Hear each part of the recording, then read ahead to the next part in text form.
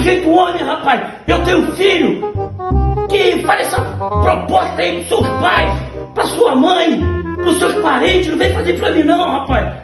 Toma vergonha, proposta indecente. Eu não sei onde que eu tô com a cabeça que eu não te meto a mão, rapaz. Presta atenção. Você é maluco em fazer uma proposta dessa?